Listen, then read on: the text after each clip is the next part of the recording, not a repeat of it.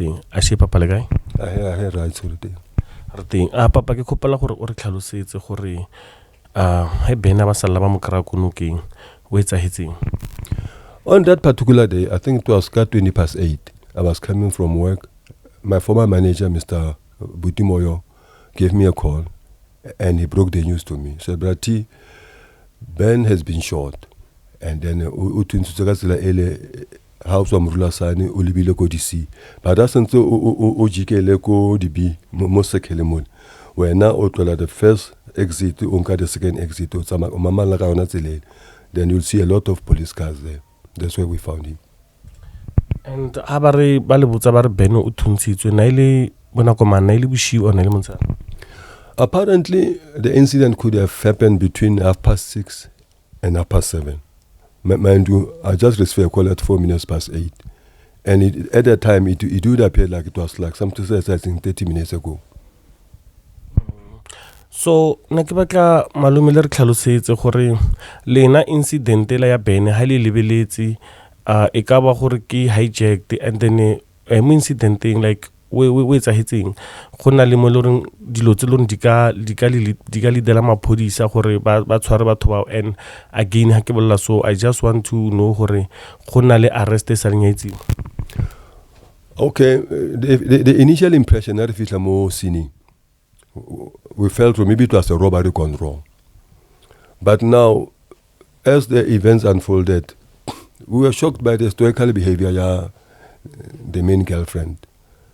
Instead of us comforting her, she was the one who was comforting us. So I would like to applaud her for being very strong for the family. And now, okay, we found the car there. It was a magnet. It was a company, a signed car. His body was 5 meters away from the car. And then one of the police officers said to us that earlier during that day, at around 3 o'clock, there was a case of a woman who was raped. So about that area is very notorious for crimes like mugging, robberies, car hijacking, and all of that. So our initial impression was maybe somebody was attempting to hijack him, and then somehow they managed to take the car keys. There were no blastings in the car, so the robbery probably happened outside of the car. And on the scene where his body laid, we were expecting a pool of blood. But apparently his clothes were blood-soaked. But there was no blood around. That is why the following day I even went to the crime scene to check if there's blood that maybe the guy coupes. But there was nothing there. Yeah, no. And as libulela gore na le suspecta o kare ke hijacked gone wrong, so koloi ba itsere like o etsahetseng. The car was found on the scene, yeah? And then okay, as we move forward, we started to question the behavior of some people.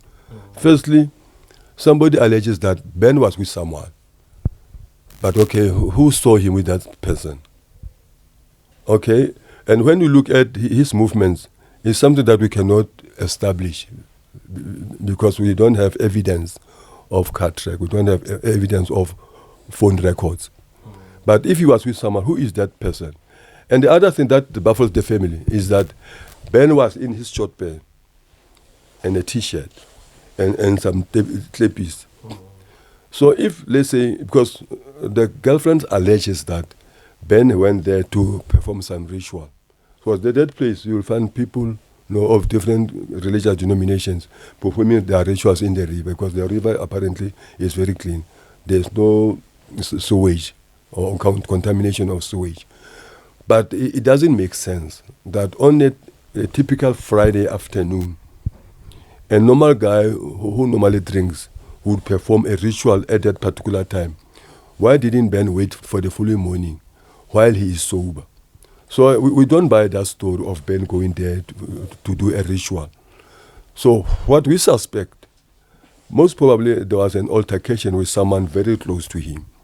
And the argument went out of hand and somebody panicked. On the crime scene, the main girlfriend, the baby mom, asked my son to come with her to their house to retrieve an unlicensed firearm. We advised my son, no, don't do that. That is a matter of the police to do. The captain, who was assigned to investigate the matter, asked the lady about the firearm, and she denies that she doesn't know anything about the firearm. We gave clear instructions to the detective. You must question this lady about your brother-in-law. And the lady said she doesn't know anybody by that name. She's fully aware that that guy was very close to Ben. So we are questioning the whereabouts of his on that day, of this guy on that day. And maybe he's got some information that will be valuable to investigate the case and to crack it wide open. But now if she denies information that we know is in her possession, if she denies any knowledge of her brother-in-law, it makes us wonder, what is the motive here? What is she hiding? Because this information is critical to the investigation, and it will make the work of the police very easy. But she denies any knowledge of this guy. She denies any knowledge of the existence of a firearm, whereas she says they've been living together for 2 years and they've got an 8-year-old daughter. So that is very worrying. And Malumi, halibolela, so I just wonder how was their relationship, maybe if na leads relationship ya bona na ile bjang. Well, it is normal for any relationship, ne? Whether it's in a marriage or just a casual relationship or it's a romantic relationship, it initially up and down. So most probably around this time they were hitting rock bottom. Yeah, the relationship wasn't in that good. But you know that there's a typical behavior of a person when you are confronted by a sudden death of a loved one. No, there's physical evidence of behavior that will say this person is shocked. This person shows physical sense of grief. But there was none. Historical behavior in the face of such tragedy. This must be desired. And ke a bona gore taba e lutlisa botlhoko ka ne etsagetse neng. Yes, that's the 28th February this year, 2025. Because on that particular day, I wanted to ask him to come and assist me. But I realized that, he's a senior supervisor. They normally knock off late. So I asked my son to come and assist me. Okay, Malume. And I just want to, moving forward, I want to know, is there any arrest? Kana okaru itse aitene? Yeah, there hasn't been any arrest so far. Ne? And the reason being, you must remember, ne, there are 3 detectives who has been working on this case. The first one, he took the statements from the crime scene and he handed over the case to a second detective. So the second detective, we gave him almost a month to do his work. And then but on that Monday, let's say the crime happened on Friday. Ne? The following Monday, I went to the police station with SARS. Is one of the shop stewards at work, because the shop stewards were worried about how is the case going. And the attitude of the detective was that this case has no leads. There's nothing they can do. They've got nothing to work on. And we were worried. But in a case like that, that's okay, it's still early. I mean, this is 3 days ago. We are waiting for the phone records. We are waiting for the car track data, which he can receive from the company Nissan. We are also waiting for the post-mortem results. And those post-mortem results, we can take the gun that is allegedly in the house for ballistic testing. Yes. So after a month, we escalated the case to provincial level. Okay. So we gave the detective clear instructions. We even went on to do research on how important phone records are, how important car track data is. I even sent that the results of the research to him on WhatsApp, and the post-mortem result. We also gave him a list of names of people that he should interview. Okay, he went to Nissan. He interviewed some people, about 2 people, some friends of Ben. And then he went to Macau and interviewed the mother-in-law, not the mother-in-law, the girlfriend at a house, at a home. But he failed to interview the mother-in-law. And then because the girlfriend denied the knowledge of this other brother-in-law, the guy didn't interview him. And then he closed the case. And then we asked him, why did he, because you were at Nissan, why didn't you apply for the phone records and also for the car track data? Because at least that is tangible evidence that will help for us to corroborate the alibis of these witnesses and to identify some loopholes in the case. And he said, no, you can do it for me. Then we make inquiries at work. How can we retrieve this information? And then they said, we can only give this information to the parents of the deceased or to the official of the law. So we made attempts to get the mother, because remember, the mother is from Velcom, Mr. Tabo. Okay. We asked her to come this side so that at least she could help us to retrieve those information from the company.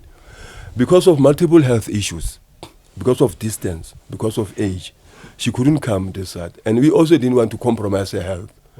So we went back to the detective. We cannot bring the mother this side because of 1, 2, 3. At least go ahead and try to retrieve that information. Then we are fully aware, we are open-minded, we are fully aware. Even if maybe we can get this information and it helps us to eliminate some possible suspects or to identify some loopholes or the possible people or the motive behind all this, it will give us closure. We can move on. This thing happens. But the detective said, no, I cannot. I'm busy in Johannesburg. I cannot help you with this. Now, our problem is this. Without these documents, the phone records, plus the car track data, plus the postmortem results, the case has no substance. We have nothing to work on. This is the only hope that we have. Unfortunately, our hands are tied. The parents can do this. The detective can do this. Why they cannot do that right now, we are surprised. Because this is normal police procedure to get this information. The company is waiting. We made inquiries at Nissan. They said no one came forward to apply for these documents. Even the first detective, he said, I'm waiting for the result. He never applied. So that is what worries us the most. Yeah, no, I understand, Malumi. Like, it's very sad, and I wish the police can do their work to help the victims, because of this is very hurtful, especially to the side of the victims. Yeah. So, Malumi, in closing, I just want to you hore tlhalosetse gore ka mokgwa le reng dilo tsotlhe tse di etsagetseng as a family le ka mokgwa le reng maphodisa ba delay case, family ba tshwere bjang all these situations? We are very disappointed, not because of we don't know who killed Ben. We are disappointed that information that should help us at least to bury the thing and move on hasn't been done. At least I would like to plead to the family of Ben, especially the mother, at least to come this side. Help us to get that information from the company. Ne? Secondly, I would like a detective to go to Nissan. If the mother cannot come, the detective to go to Nissan and retrieve those documents. They are very critical, at least plus the post-mortem results. And also to force this woman to tell us where the gun went. Well, the missing gun for us is worry, because somebody might die at the hands of that gun. If nobody, because we don't have the powers to go to her house and say, we know that the deceased had a firearm and it was not licensed. We learned later that it was not. We thought it was a licensed firearm. She's the one who told us that, come to the house, retrieve the firearm, because it's an illegal firearm. But now when the detective asked her about the firearm, she says she had never seen it. So no further questions were posed. So the case right now is at limbo because the police had nothing to work on. But at least if they can do this part, go to Nissan, get the phone records, get the car track data, go to government mortuary or to Doves to get the results for the postmortem. And then we'll see where this thing leads us. Then we are going to be happy. Yes, so that's what the family needs right now. Okay, no ya utlwala malume ke sure gore le maphodisa a mo hae ha ba utlweletse this video le bona ba khone itse gore the family they need justice because of it's very painful to see one of your family member a tlhokofetse and then there's nothing eloring family le ka ikgothatsa gore at least there's a lead, at least le ba fe hope. So it worries out family too much gore why are we still depending on the police? So iba fa lebitso le loring police at the end of the day ba le a bad record. So I wish gore they can see the video and then ba le thuseng, and then if there's another information or other forces ba loring ba ka khona thusa the family, like maybe the Hawks or other people by the crime investigation ba tle ba thuse family gore case ya lena le khona ba le justice. So ra leboga papa, and thank you for joining us mo Kasi Lifestyle. Ra leboga for having us. Thank you, sir.